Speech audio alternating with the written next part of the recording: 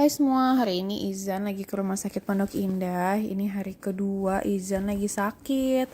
Jadi kemarin Izan sempat sakit, panas badannya karena sempat ke rumah keluarga. Terus satu rumah tuh lagi batuk semua. Jadi kayaknya Izan agak batuk, biarpun batuknya kayak baru sekali dua kali. Tapi mamanya parno karena sempat panas tinggi. Ini pertama kalinya Izan panas tinggi dan aku panik banget. Jadi langsung bawa ke dokter. Agak nyesel karena akhirnya malah pulang dari dokter Izan malah tambah drop. Makan di kafetarianya RSPI dan ternyata di sana lagi banyak banget yang sakit batuk. Saudara aku, teman-teman banyak banget yang dirawat sampai satu lantai, katanya anak-anak semua yang lagi pada batuk. Jadi kayaknya sih Izan malah jadi tambah drop karena ke rumah sakit.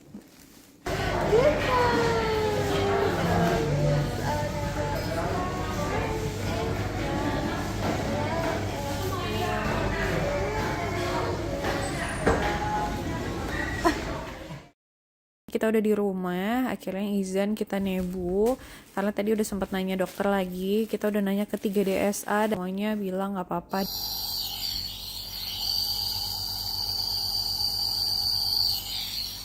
Dia nggak keluar ya? Nggak keluar.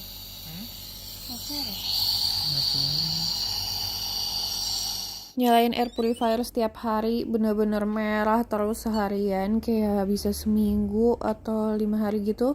Itu merah terus dan sempat hijau kayak cuma sekali dua kali doang, sisanya kayak biru kuning. Udara emang juga lagi nggak bagus banget di minggu ini dan banyak banget yang lagi kena ispa, jadi aku takut banget makanya nyalain ini terus. Setiap hari kita juga nyalain humidifier supaya ngelembapin ruangan karena Fasizan benar-benar nggak enak banget, dia nyusu pun udah sesak banget, tidur juga nggak enak.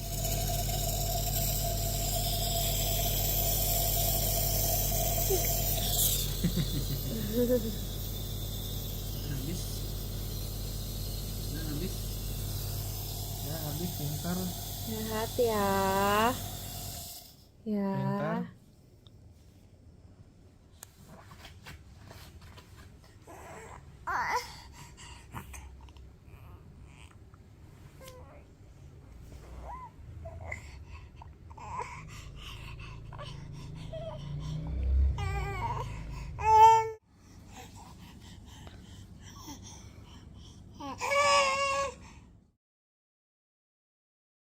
First thing first, yang paling penting menurutku adalah minyak telonnya. Karena ini yang akan dipakai sehari-hari, apalagi kalau misalnya panasnya udah mulai tinggi, aku langsung pakein selimut, matiin AC, makanya panasnya cepat turun. Terus jangan lupa mandinya harus air hangat, dan aku biasanya mandiin Izan itu sehari 2 kali, kali ini cuma sehari sekali doang. Dua yang menurutku penting adalah balsemnya Fix ini. Baby balsam ini bisa digunain dari umur 3 bulan.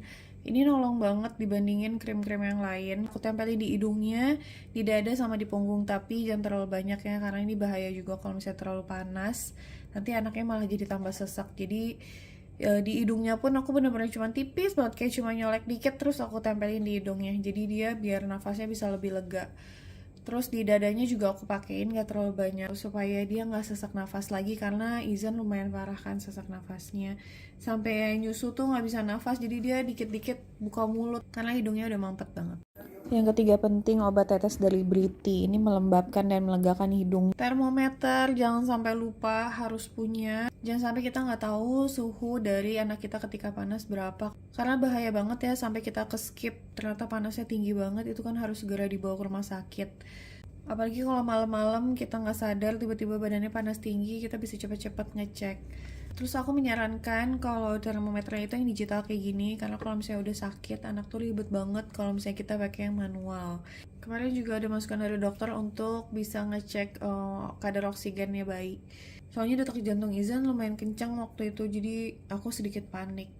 Penyedot ingus yang manual, karena dia mampet banget, malah nggak kesedot sih di aku, cuman keluar dikit banget dan itu cuma sekali 2 kali. Jadi tetap aja yang paling nolong yaitu Nobu, karena Nobu kan kasih uap dulu jadi sampai ingusnya cair, terus akhirnya baru kita sedot dan itu beneran keluar kayak bener-bener segumpal gede gitu tuh keluar, tuh ngasih keren banget. Nah kalau ini dikit banget, jadi nggak terlalu nolong sih di Izan. Cuman kalau misalnya emang nggak ada Nobu, mendingan standby ada nasal aspirator ini. Ada nasal spray, ini yang disemprot ke dalam lubang hidung bayi kalau misalnya dia mampet. Jadi kayak bisa bersihin dan mengeluarkan cairan yang mengental di dalam hidung bayi. Ini sih dokter aku malah menyarankan yang ini karena disemprot bener-bener langsung keluar cairannya, tapi ini bener-bener harus hati-hati banget. Jadi kalau misalnya mau, mendingan konsultasi dulu sama DSA-nya karena kalau DSA aku mengajarkan untuk kepala bayinya dimiringin, terus pokoknya dia memperagakan gimana cara makainya gitu. Mungkin bisa belajar juga di YouTube, cuman kalau bisa sih ada orang terpercaya yang emang ngajarin, jadi kalau misalnya ada apa-apa kita bisa langsung nanya. Tisu basah yang khusus untuk hidung dan muka bayi, jadi ini tuh bisa untuk ngeluarin ingus bayi dan tanpa lecet. Jadi benar-benar aku ngeluarin ingus Izan berkali-kali karena kan gak tega ya kalau misalnya pakai tisu, takutnya lecet. Kalau anak kecil kasihan soalnya kalau misalnya sampai lecet. Jadi usahain pakai tisu basah yang khusus untuk hidung bayi gitu. Jadi pakai ini aku benar-benar nggak lecet loh Izan 2 minggu. Ingusan, mampet segala macam aku keluarin ingusnya pakai ini. Jangan lupa banyakin minum air putih karena tetap aja air putih yang mengeluarkan segala macam bakteri di dalam tubuh. Ini nebu yang kita pakai merek Omron. Fungsinya meredakan hidung tersumbat, mengurangi resiko infeksi paru, cocok untuk saluran respiratorik atas dan bawah. Air purifier, penjernih udara, ini juga penting dan kita bisa ngelihat kualitas udara di dalam ruangan. Air humidifier itu untuk menambah sekaligus menjaga kelembapan udara. Setiap hari juga wajib jemur 15 menit ya.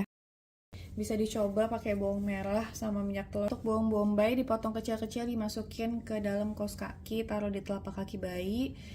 Suhu AC jangan terlalu panas atau terlalu dingin. Kasih ASI terus. Terakhir skin to skin mau dengan papa atau mamanya. Semoga cepat sehat babynya ya.